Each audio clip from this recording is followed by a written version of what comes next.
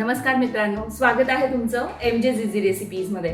मित्रांनो, पावसाळा सुरू आहे आणि आपली फेवरेट गोष्ट म्हणजे वडापाव। आपण ते कधी मिस नाही करत, पण वडापाववर अजून एक स्पेशल गोष्ट असते फ्लेवर ॲड करण्यासाठी, ती म्हणजे शेंगदाण्याची चटणी। तर आज आपण बघणार आहोत शेंगदाण्याच्या चटणीची रेसिपी। तर मग जाऊया किचनकडे।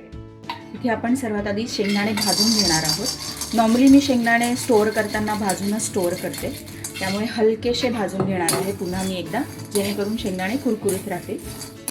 शेंगदाणे छान एकदम कुरकुरीत बघू शकता तुम्ही, छान भाजून झालेत आपले। ओके, ह्याच पद्धतीने तुम्हीही भाजून घ्या शेंगदाणे। आता ते शेंगदाणे मी प्लेटमध्ये काढणार आहे व ते थंड होऊ देणार आहे।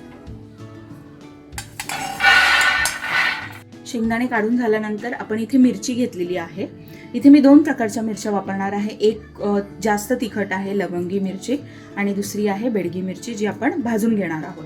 पण इथे मिरच्या भाजतानाही एक लक्ष द्यायचं आपल्याला, मिरच्याही खूप भाजून नाही घ्यायच्या आपल्याला, ठीक आहे। मी शेंगदाणे सिम गॅसवरच भाजलेले होते, मिरच्याही मी अगदी 1 मिनिट सिम गॅसवर ठेवून आता गॅस बंद केलेला आहे।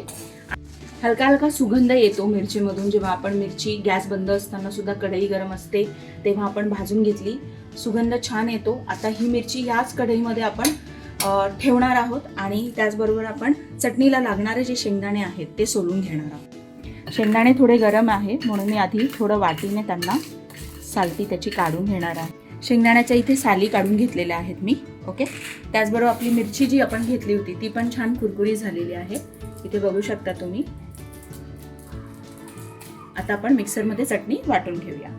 चटणी वाटण्याआधी सगळ्यात महत्त्वाचं म्हणजे मिक्सरचं जे आपण भांडं घेणार आहे त्याच्यात एकही पाण्याचा थेंब नसला पाहिजे, स्वच्छ करून घ्यायचे ते भांडं, आपल्याला कोरडं हवं आहे। प्रोसेसमध्ये आहे ना, आपण आता सगळ्यात आधी मिरची वाटून घेणार आहोत, कारण मिरची जी आहे ती मला बारीक पूड हवी आहे मिरचीची, आणि शेंगदाणे जे हवे आहेत ते मला जाडसर हवे आहेत चटणीमध्ये, म्हणून मिरची वाटून झालेली आहे, जाडसर थोडीशी पूड झालेली आहे त्याच्यात। आता आपण शेंगदाणे ॲड करून घेऊया।